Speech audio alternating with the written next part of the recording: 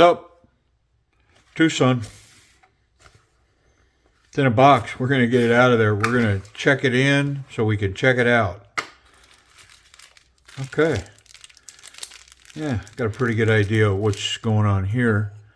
This one's kind of been a hot ticket this spring, early summer. And I chased it around for a while. And it was going for some pretty good money. And I finally snagged one. But it has been sitting here for quite a while. You know, plus with the shipping, I mean, it's probably been sitting here at my place for a month. And then a month shipping. So, yeah. Yeah, it's so shiny. Oh, wait, it's oily. Yeah, pretty cool. Let's get this packaging out of the way. We'll clear our workspace and then we'll wipe this thing down. We'll get in it. Keep the train on the tracks. Hey, so I'm being asked again. This is the TS. All right. Come on. All right, I'm going to tell you right now. This is the TS335 in M390. And there's also a version that has micarta scales, and it is a double detent knife. So it's got a detent closed that you have to break to get open, and then it's got another detent at the top, which provides for that. So it's basically the same action, open and close. One of the things that I like about this knife is that the flipper tab acts as a finger guard. So even though this is a double detent knife and it doesn't have a lock, it provides finger protection, because I'd have to break that tab through my finger, which, I mean, it's not comfortable if you break that open, but I'd rather pinch myself here than cut myself there. So, yeah, kind of nice. I like it. And it allows you to choke up if you know, whatever that's going on there. And if you're choked up and you break that loose, you're not at risk of cutting yourself. See what I mean? Because you're choked up. So it's kind of weird for a double detent, but it also comes in the micarta version, and I was lucky enough to gift that to one of my daughter's wrestling coaches. So, yeah, I like it. TS335. All right, this oily mess. Oily, oily, oily, man. Yeah, let's get all this off of here. Got some beautiful carbon fiber, some really nice milling on it.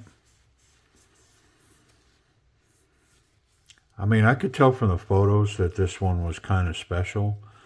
Just, you know, in the millwork and the titanium, you know, how everything, the fit and finish on these scales, the millwork that's in here, very nice. Done well. They added some to the back side. The pocket clip's kind of short, but it's thin, so yeah, it's got some spring to it. I think that's going to run just fine. It's far enough offset from the relief for the frame lock that I don't think it's going to snag pants, but we'll see. I've got enough of this oil off it. Let's run it. Okay. Yeah, so I see what some of the hype's about. It's got a great detent. That flipper tab is detented really nice. I do feel some trash maybe, so I think I can improve it. Let's see if I can catch that fuller. Yep, with a Spidey flick. One more time. Oh, that fuller runs the whole length. So I can by rights, I can get all the way down there. Pretty nice. Let's try the thumb. Yep. That action's already smoothing out. Which, I mean, if you think about it, these are all brand new components, brand new ball bearings, brand new races, racetrack washers. So if you'll run a knife, a lot of times it's just going to get better. Well, I just like to clean them and go through them before I let them break in completely. So that's what we're going to do here. But let me state what this is one more time. This is the TS226 in D2 steel, and it is a Jelly Jerry design. Yeah, pretty cool. Oh, wait till I get talking about the grip on this. All right, let's get it open. Okay, that wasn't super tight.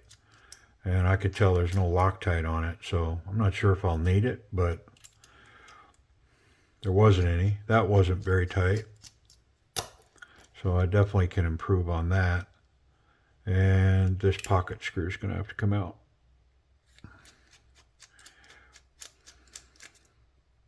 Yeah, maybe it didn't. I think it did, though. I think that went all the way through to the spacer. Well, okay, so that goes all the way through the knife. But we should be free now. Unless there's a hidden screw.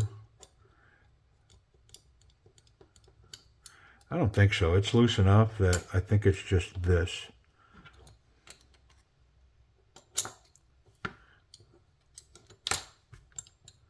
Yeah, there we go.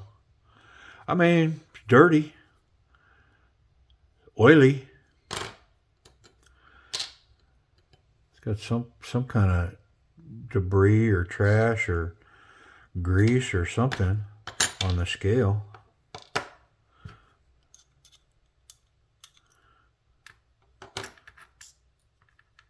It's all right.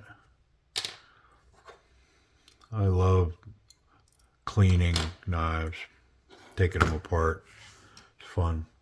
It's like a grown man's erector set. Or a young man. I don't know, you got to be too grown. You know, I'm pretty sure that a young man would be just as happy to be sitting at a bench with good lighting, the right tools, taking apart cool knives, and then reassembling them with the hopes that they have been improved a little bit. Because, you know, of course, that's the mindset when you look at them. You're just going, well, I think that one's going to be better when I'm done. Not so that I have some complex that I contributed to this great knife and its design or whatever. It's just, I don't know. I said this before. It's like mowing the grass. You know, I didn't create the grass in my yard either, but there is some satisfaction that once it's mowed up and weeded and, you know, especially on a summer's evening, and that's all. I mean, there's just some OCD satisfaction of taking something and leaving it better than whence you found it. And I have that with opening these knives up. I do get a sense of gratification, I guess. It satisfies something within me to leave it better than what I found it. But I also really dig my knives, and so, you know, when they run well, it's the thing that'll make me, you know, when I'm kind of over messing with my knives, I'll see when I'll just pull it out and I'll run that action. You know, you knife guys know what I'm talking about. Just get it in your hand and you have to run it a little bit and go, yeah. Now there's some guys, I mean, especially guys that'll get on these channels and blogs and, my opinion, pontificate about how a knife is just a tool. I mean, okay. I mean, good for you, man. They just, the spectrum of a knife goes a little bit deeper for me. The craftsmanship, you know, and it's other things, you know. I appreciate a well-made firearm, a well-tuned machine, an engine, And, you know, these knives fall into that category for me. I dig it. All right, we're all cleaned up. Let's put it back together. And then I can stop pontificating. I swear I didn't just read that in a dictionary and it's coming out in my vocabulary. I'd heard it before. Big word. Big word day. All right. Dork. Stupid man. Ask anybody. Dummy. All right.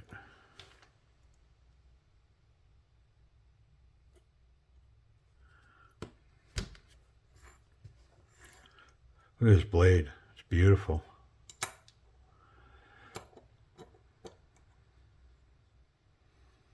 I like when these blades have these cutouts for these stop pins. There's something about that. I think that's an upgrade on a knife. It's an engineering design feature, I believe. That's better than just the back of the blade contacting a stop pin. Contributes to the rigidity of the knife, I think. I don't know. I could be wrong. It's raw titanium. It's nice. I'm going to put just a dab on this ball. Come on. There we go. I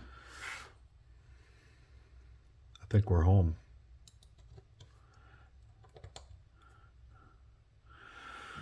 And I may Loctite this depending on how much tension we get, but when I tapped that screw, there wasn't hardly anything on that. And if that's the case that I find here, I'll probably Loctite that.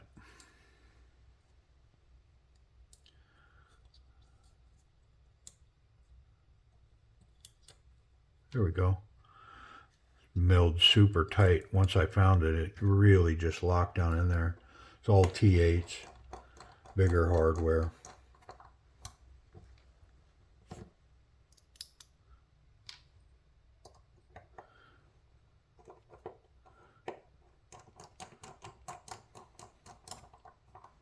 Okay. Little final adjustments.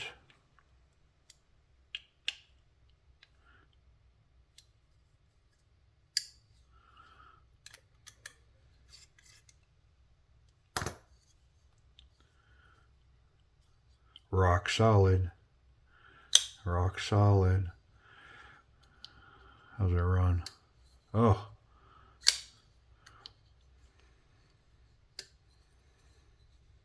I mean, there's no way to transfer that through to the camera, but it is smooth as silk right now. Very nice.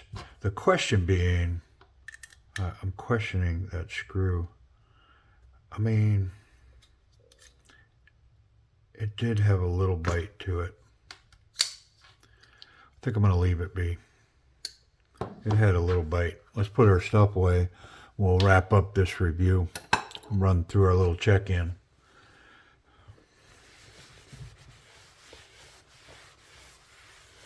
I got to wipe that because I know if there was a spot of oil right there and I was watching the video, my eye would keep being drawn to it. It's just dumbest thing. All right, let's run it. It is 100% smoother. Yeah, no doubt. Let's check that detent here. It's kind of late, but snatches it. There's no lash. Spidey flick. Thumb flick. Oh.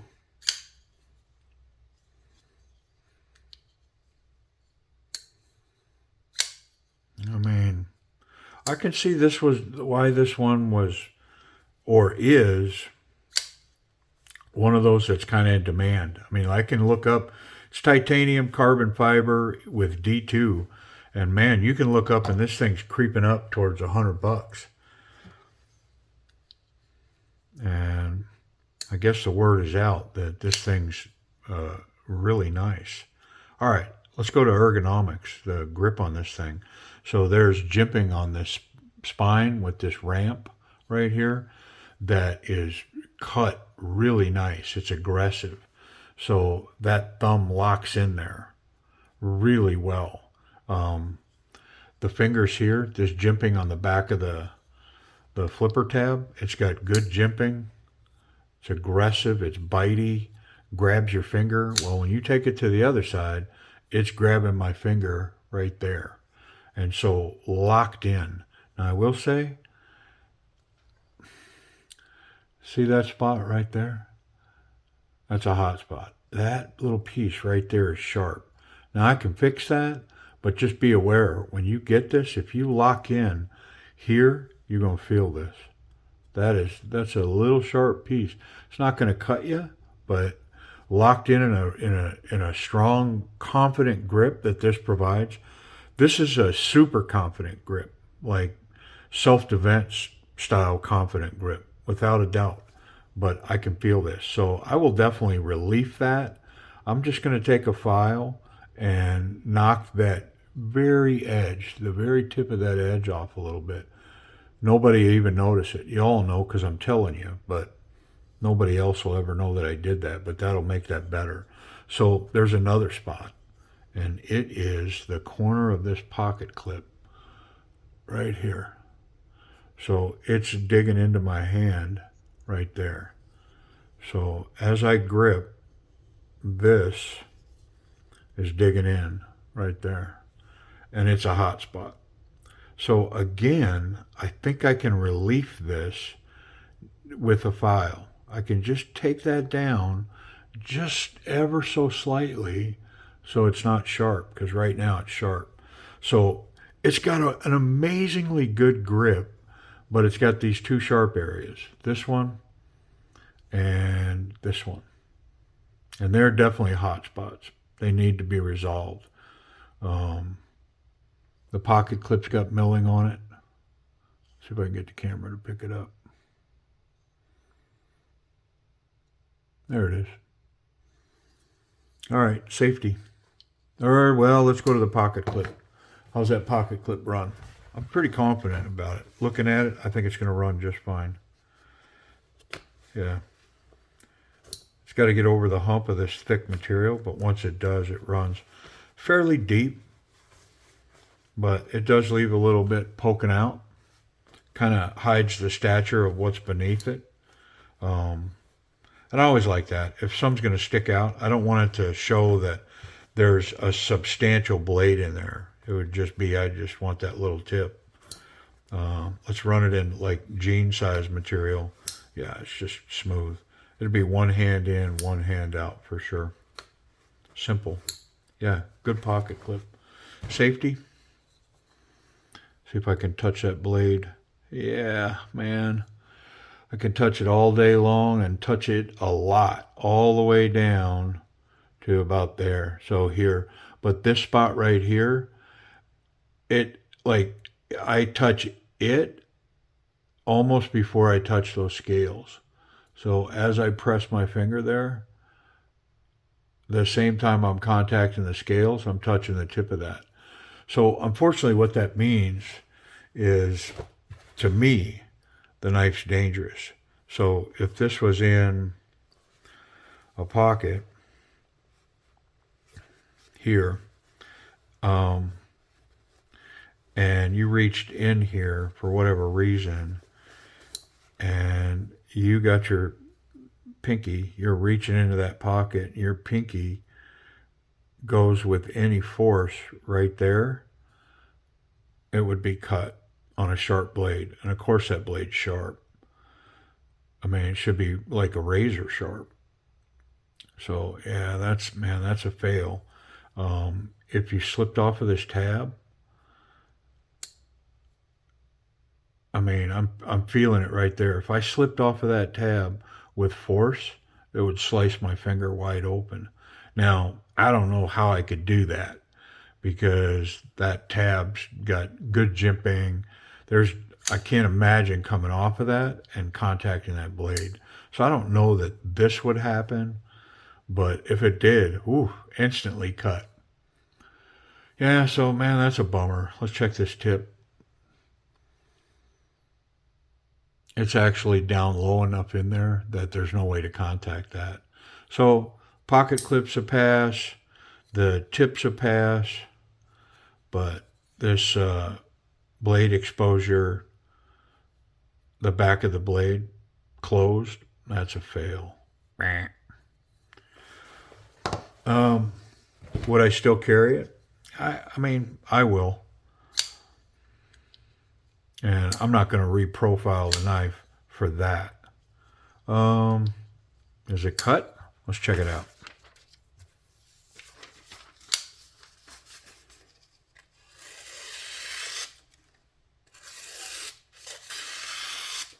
Yeah.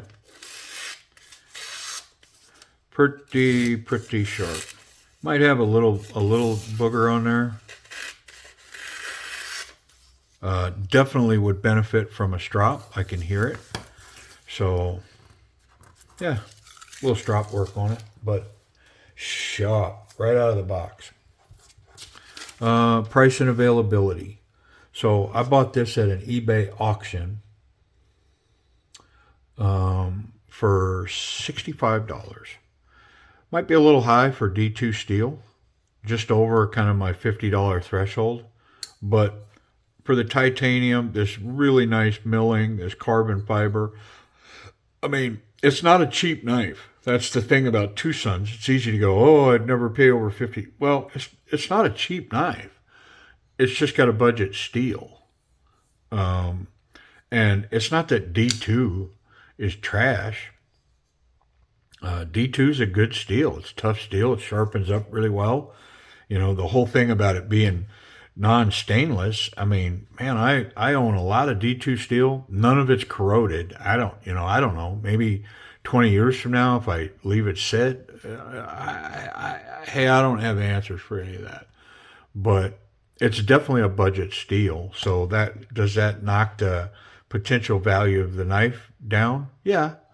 But for all things considered here, I'm willing to go over the $50 mark, my $50 mark for D2 steel knives, just a little bit. Yeah, I mean, I'm over about 15%. And yeah, I like the knife. I think you can still find these at auction and possibly on White Mountain Knives. But I believe that they were out of stock last time I checked, and I think that they were like $80. So you're $80 with a 10% off, you know, it puts you a little over $70. So, you know, I paid like $65 for it. So, you know, there you go. I think that's a fair price for this knife. It's pretty cool. I am going to fix the two things that I talked about. Three things. I'm going to strop this knife. I'm going to take care of this little sharp point, and I'm going to take care of this little sharp point. But it's a pretty cool knife. Definitely get it in my pocket and carry it a little bit. Anyways, appreciate you watching.